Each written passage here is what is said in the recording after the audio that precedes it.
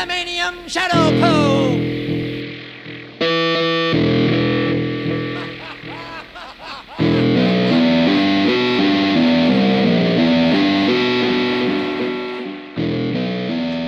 Hello, welcome to the Bronze Age Monsters Shadow Show. This is a show we do every other week for our loyal patrons. We've done a lot of fun things this season. This has been my favorite season of our little bonus show, now Shadow Show. A lot of people have said the same thing. We've kind of been doing kind of what we did 2 seasons ago with Bronze Age Monsters. This is a Shadow Show buffet in a lot of ways. You know, you've scheduled us to talk about a lot of stuff that we've always wanted to talk about, but you still have us do little free jazz episodes where we talk about our lives and talk about, you know, kind of what's going on, something we might want to chat about that week. So this has been a rich and rewarding Shadow Show season for me, Matt. So I thank you for that. It's been equally fun for me. So I'm glad people are digging as much as we are. Yeah, it's cool. I think you said that last time. It's very validating because people are just like, oh man, but the Shadow Show. Yeah. Yeah. Very, very cool. So I've stumbled onto something here. I know. So this is very exciting for me. This is going to be a special thing for me and for you, Matt, because you and I have been pretty vocal about our love for the Filipino comic artists from the 70s. We've talked about a lot of them. We've dealt with their art throughout the years here on the main show. But I thought I wanted to put together a little thing and talk with everybody about my favorite Filipino artist named Alfredo Alcala. So people probably know him best from his long run on Conan, inking John Buscema's pencils. I knew him first, I'll talk about this, from his DC horror stories that he did in the 70s, which are incredible. You also might know him from his inks on Alan Moore's Swamp Thing book. And thing that we probably anyone our age knows him from, is from the Masters of the Universe mini comics that came with each one of them, which, swear to God, that's what most people, I don't know, or people, everyone knows it, but then they're just like, oh, this Filipino artist. Oh, he did the mini comics? Oh, shit, I remember that. Yeah. And pretty widespread, huh? Yeah, I mean, as far as like penetration in the American mind. Yeah, saturation there is absolutely there. But, you know, he has a really highly detailed, like almost engraving level work that I've heard people describe, like kind of compare it to like Gustave Doré, who did like Divine Comedy and Don Quixote, or William Blake, honestly. And there's because his stuff really, the engraving level of that, I mean, he more than any of the other Filipino artists, and a lot of them are highly detailed. It's kind of part of the whole thing. But he is just, I mean, yeah, he's on a whole other level. And Alfredo, along with Nestor Redondo, is considered probably one of the most important illustrators in the Philippines. So yeah, talk a little bit about the Philippines. So it's interesting in researching it. So the Philippines has just as long of a comics tradition as America. And as far as like a part of the culture, it was almost bigger in a way, because, okay, so there's 7,000 islands in the Philippines, and a lot of them are isolated. There wasn't a whole lot of radio, and even later on, not a ton of television. And so the one medium that seemed to link everything together was comic books. And so even before the war, even before, you know, American comic books started coming over with the servicemen, it was big business. Like, it was, you know, there were multiple different houses that were cranking out like bi-weekly issues. Like, it's just ingrained in the identity of the islands in a way that I think, you know, rivals us or Japan or just a few other countries on this planet that really just as a nation just accepted and, you know, lived comics. And the more that I looked into this, like, yeah, the Philippines, it's there. That tradition is there from way back.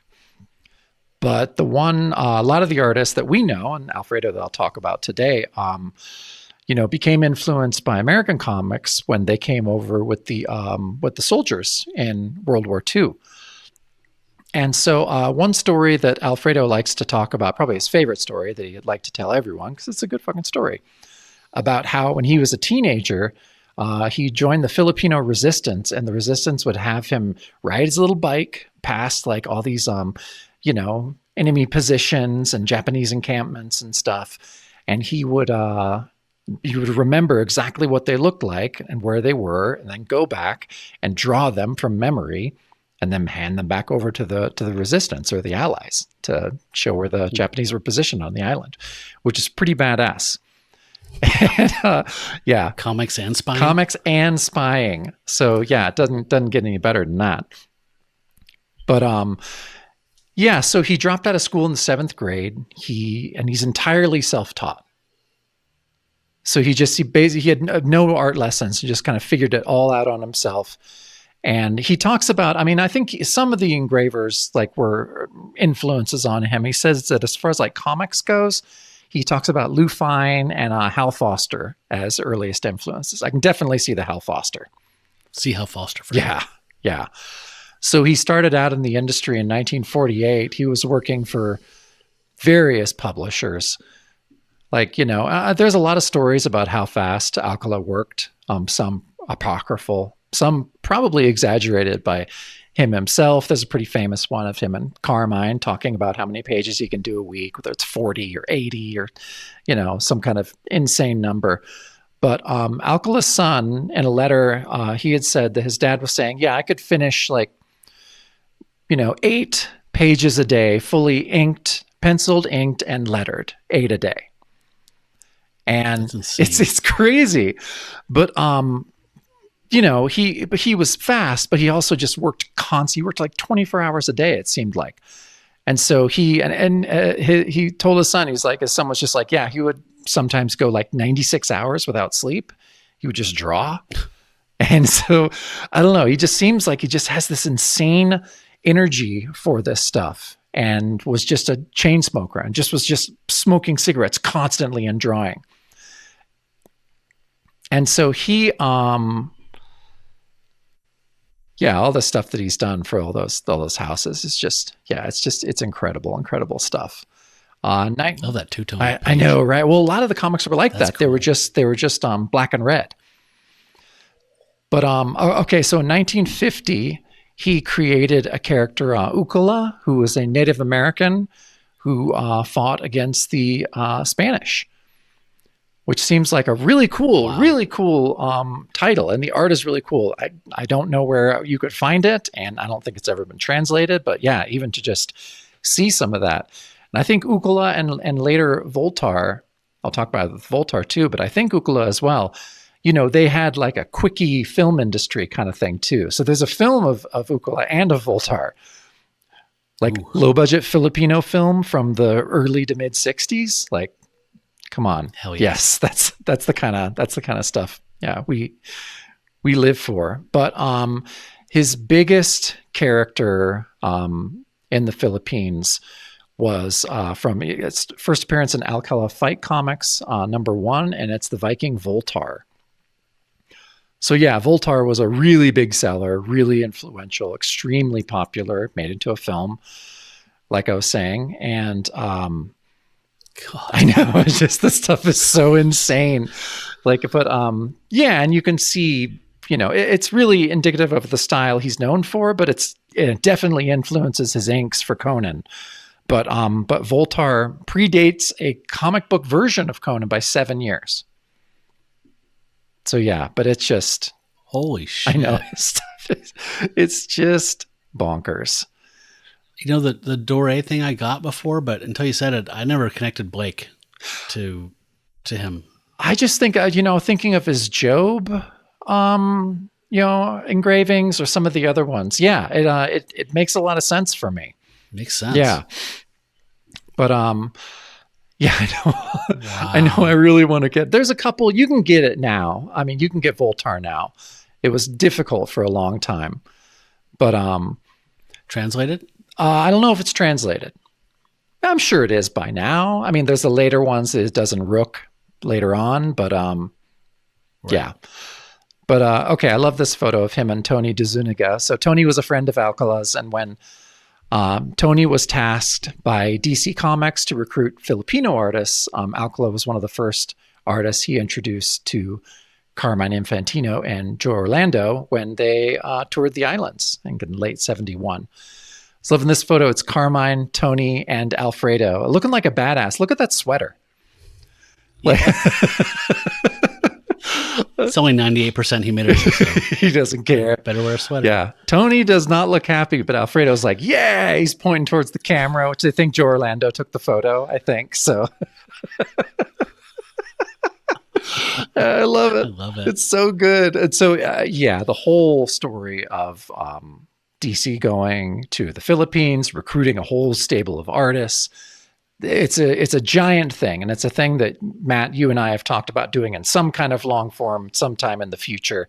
So, yeah, I'm going to skip that whole thing now, but yeah, it's a fascinating story and something that, yeah, I'd really love to revisit at some point. Needs to be told. It does. So yeah, he goes to work for DC. His first American credit is in August of 1972 in Secrets of Sinister House 6. It's in a story called When is Tomorrow Yesterday? And so his early horror stuff is where I became like a super fan. So just all of his stuff, and it's kind of that, it's that high detail, but it's really getting in there. And also is just ridiculous too. Like a lot of those House of Mystery stuff, a lot of them were pretty silly as well. But yeah, I love that. That's badass. It's awesome. So yeah, but his okay, I think the first story that I loved of his is from House of Mystery 224. It's from May of 74. And it's called The Dead Man's Lucky Scarf. So in the story, a gambler goes after a man with a lucky scarf who he thinks cheated him. He kills him and tries to blame it on wolves. So he takes this dead wolf and slashes up the guy's body to make it seem like he was attacked by these pack of wolves. The posse catches up with them and ties them to a tree for the wolves to eat. But the wolves are scared off by a werewolf who was the guy. And so it's a werewolf with a scarf eating him in the end. So I was like, I love it. But my all-time favorite story of his, and both of these are from the 100-page Super Spectaculars, which are my favorites. But this one's called The Carriage Man. And God, the fucking art in this, I love it. It's my favorite werewolf story. So yeah, the art in this fucking blew me away. It's just, it's very simple. It's about a carriage driver who's a werewolf that preys on young couples. And Holy shit. that alone, that one page is when I fell in love with his art. Because I was gifted a hard drive, maybe around 2010 or something, that had scans, tons of comic scans on it. And so it had almost an entire run of House of Mystery, House of Secrets. And so that's when I was first kind of introduced to his stuff enough to where I was like, oh shit, I need to get these. And so I got the showcase versions. And oddly enough, and some people have said this, especially people from his home country, they're just like, yeah, color kind of ruins his stuff. And I'm like, I don't think it ruins it, but if you look at the Showcase Presents versions of these books that are just in black and white, just as good. But yeah, his goddamn, I love this. I love this story. Wow. So yeah, around this time, Alfredo started to kind of migrate over to Marvel on the black and white magazines. He did Tales of the Zombie and Vampire Tales. But in 1975, he inked his first Conan story over Buscema pencils in Savage Sword of Conan 4. So over the next few years, he inks what, are considered by most people, I think, to be the best looking Conan comics ever. I think it's, I think it's pretty, it's pretty well accepted, and people, obviously people love Conan, but yeah, the stuff that I see of him with with Buscema, I think is excellent. What I truly loved, and what I think you love too, is his work on Planet of the Apes. Mm-hmm. So, I loved that. He did that. Look at this toothpaste spread. Jesus. Oh my God. I know, it's so amazing. So yeah, he did cool stuff at Marvel. He did this. He did like one-offs. He did a cool issue of Man-Thing, Doctor Strange throughout the 70s. He inked quite a bit of the Rampaging Hulk stuff in the late 70s. The only thing of his I don't like. Yeah. Huh. I don't know why. I'm not a fan of the Rampaging Hulk at all. I'm not at all either, but I don't know. Something about that's like the one thing that I don't think his inks work. They don't work. I don't think they work. Yeah. But okay. So sorry, you gonna say something? I was just gonna say that I forget that's him. I know, right? I looked at that a lot during the Bloodstone. Yeah, because it's Simonson. Season. I think it's Simonson pencils. But yeah. So around this time, he moved to LA to be able to work for more companies and kind of send money home to his family. And so he did some work for Warren in the late 70s. Really cool looking stuff. I love that one. Wow. And he just started, getting work where he can. He drew the Star Wars Sunday strip for a while. And then he didn't know that. Yeah, I didn't know that either. I don't remember that at all. But at this time he starts inking more than penciling and inking, which is a little, I don't know. He even said at one point, he's just like, I worry that people figured out like, oh man, his inks can really salvage a pencil job. And so, which of course it can. And so, I feel like he just got hired more and more for that. But, his run on Swamp Thing, like, holy shit. Started with issue 30 of November of 84, Halo of Flies. And aside from like the mini comics, like I think this is where I first saw his work. Maybe not even clocking that it was him. Was that the same for you? I'm pretty sure. I think I was into this before I got into like House of Mystery and stuff like Me that. too. The collections. So I'm sure this was my first exposure to him as like a comics reader who was reading comics with intent. Yeah, exactly.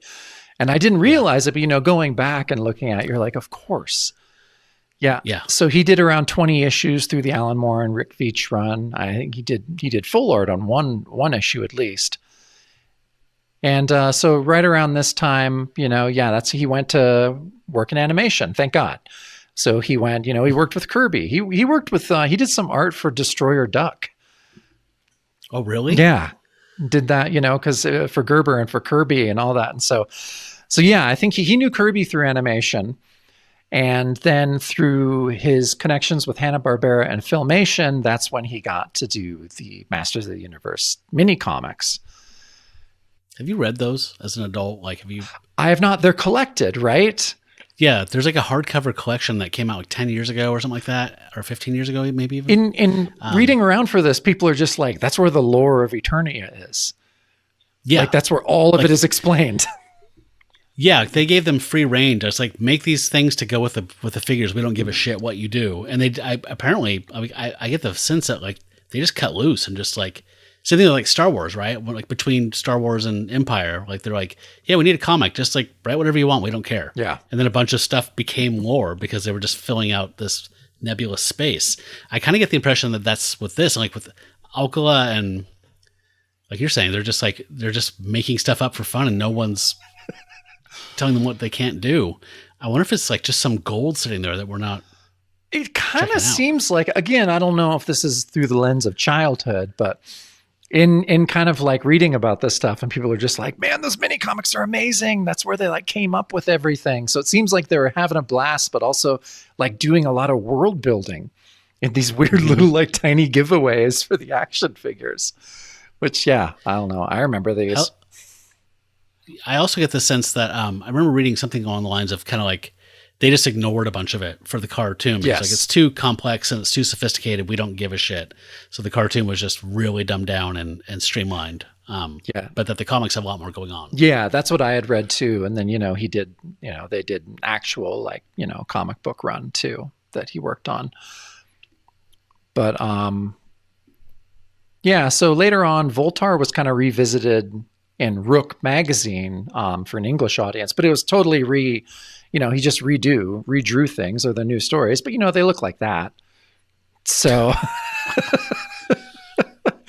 it's become more available over the years, like we were saying. I mean, you can get a collection of Voltaire pretty easily of the Rook stuff, and probably now more you can get the original stuff. Back when I first, 2010 is when I first started really paying attention to Filipino comic artists, and there was nothing about them. There's a lot more today. There's some decent YouTube videos. There's some good, stuff that I use for this research that they're out there. At the time, it was just Comic Book Artist 4 did an issue dedicated to the Filipino artists, and it was my little Bible. I read it so many times, just so fascinated with these guys. But yeah, thank God Voltaire is a lot more. It's a lot more available. So Alcala worked, up until the late 90s. I think he had a stroke and he had to switch from one hand to the other hand, and his stuff, obviously he's a master, but yeah, it wasn't the same. And then he died of cancer in April of 2000. But yeah, I mean, what he's left behind is unbelievable. And especially just going through all the art and researching for this and going back through my favorite stuff and realizing how much his stuff means to me and how it's wired my brain into appreciating fine detail, going back, appreciating the great engravers. And yeah, I don't know. I mean, it's safe to say I think he's one of my favorite comic artists of all time, if not my favorite, really. It's just been, his stuff just really spoke to me. And yeah, I don't know. His stuff is just incredible. I know you like him too. Yeah, I love him too, but you've definitely rekindled. I mean, he's kind of a guy that I just kind of put up on a shelf and just, oh, he's great. He's one of the best. He's a genius.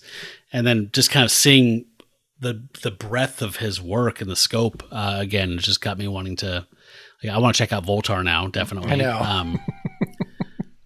I mean, that stuff that's like you were saying that could be in Dante's Inferno or something like that. A couple of slides ago, that when he revisited the character. So, yeah, it's stunning his talent, and I didn't know that he was self-taught. So all the bio stuff that you shared tonight was new to me. The guy's literally a genius, capital G, genius. Yeah, absolutely. So yeah, a couple of the things that I like. This is Comic Book Artist 4 is incredible. I really recommend checking that out. Alter Ego 172 did an issue on him where they interviewed both of his sons. Very, very cool. Lots of cool insights. And that you can get PDF versions of both of those from Tomorrow's Publishing. So there's this book called The Secret Teachings of Alfredo Alcala, of a comic book master. And it's this book. I had no idea. I was just like, oh, cool. This is going to be like an art portfolio or something. It was not. It was like Heidi McDonald from Comics Beat, an incredible comic journalist and my comic journalist crush. She had did these massive interviews with him. And the entire book basically is just him talking about how he's an artist and what he does and very specific shit. And and there's a story that goes around that he had kind of created this brush pen by taking, brushes or bristles from a Chinese brush, putting them into this pen, doing it so, but the company that he was saying, this is what I use your pens for. And they're like, no, that doesn't work. You can't put India ink in there. It'll all glob up. And he's like, well, you don't know how fast I work. So I think it worked because he was able to do all that fine line because he ended up making this weird brush pen before there were brush ink pens. And he talks about that in here, but it is unbelievable, the stuff that he talks about in here of just about being an artist and all of his technique. He goes into really detailed bits about his technique and just philosophically, just how he's just like, hey, if you see something out, he's like, when I see something out in the real world, I want to draw, I want to remember and take back. He's like, I trace it. He's like, I trace it in the air. And then I have it in the back of my mind, and then I go back and I can draw it. And you're like, well, he's a savant. It's because it's you. I don't know if all of us can do that. But yeah, reading this, I was just like, holy shit, it's like some kind of secret artist Bible or something. I was just like, I'm not a visual artist, but even not being a visual artist, reading this, I was like, God damn. Because it's just, there's not a ton of interviews with him, honestly. But this is like... Is this in print still? I don't know if it's in print still, but it's not super hard to find. But goddamn. Yeah. And I was shocked, when I first started working for the Klamath Library, and we were doing shelf shifting and doing all this stuff. And I was like, what the fuck is this? So we have it at the library. And it's so cool.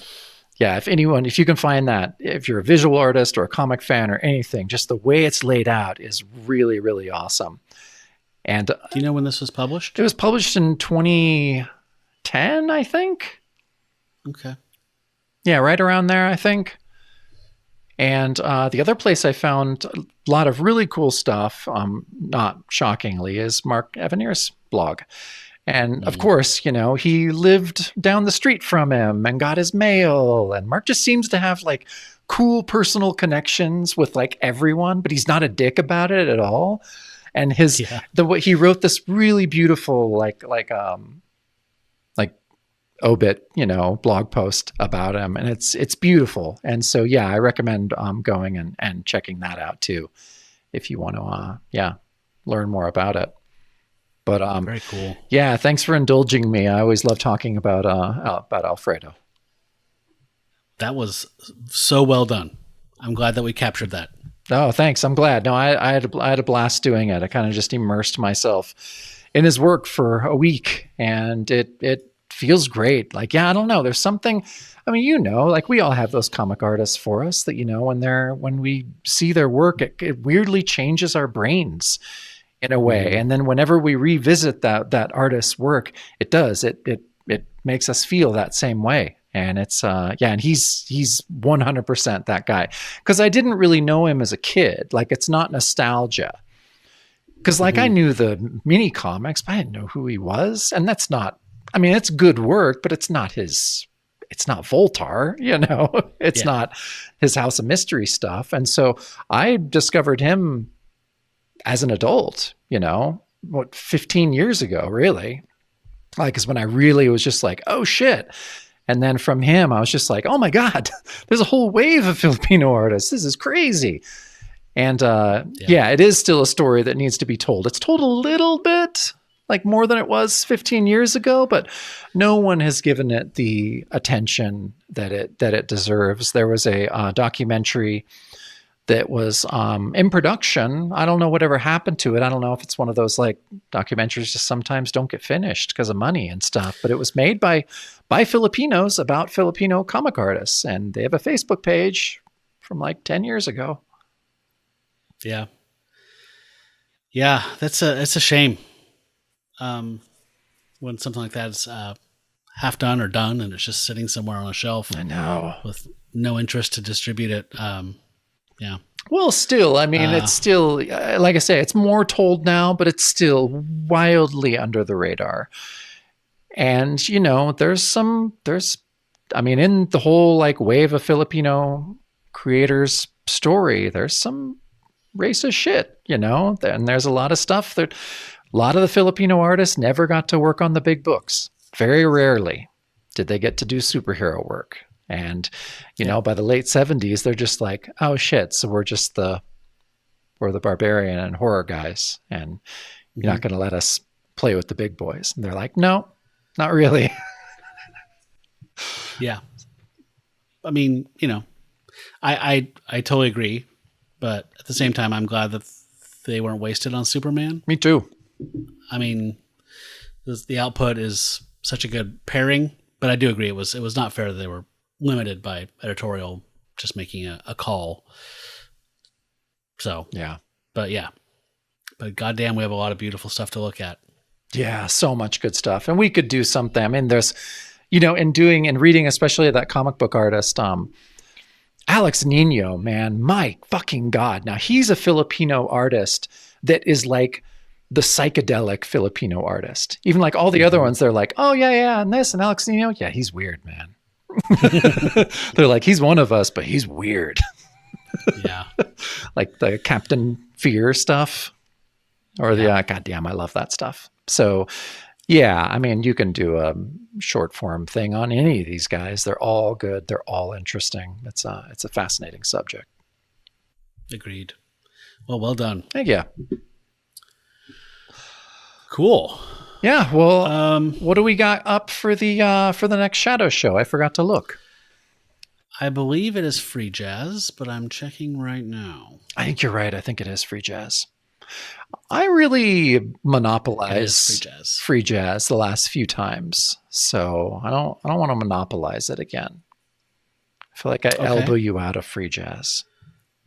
Really? I don't know. I'm always like library. Well, let's do like a show and tell, and each bring something. It's running out of runway here, to spread the word. Yeah, I'll share something from my shelf that's like something that I think should have more eyes on it. Why don't you do the same thing? Cool. That's a great idea. Okay. So I think and we can, if we run short for some reason, we can bullshit for 10 minutes and just shoot the shit. We're good at that. Yes, sir. Yeah. All right. Well, yeah. Thanks for watching. Thanks for listening to us talk about Alfredo Alcala. So, yeah. Hail Alfredo and hail Satan. Hail Satan. That was awesome. Oh, and that was a Shadow Show. That was a Shadow Show, but thank you.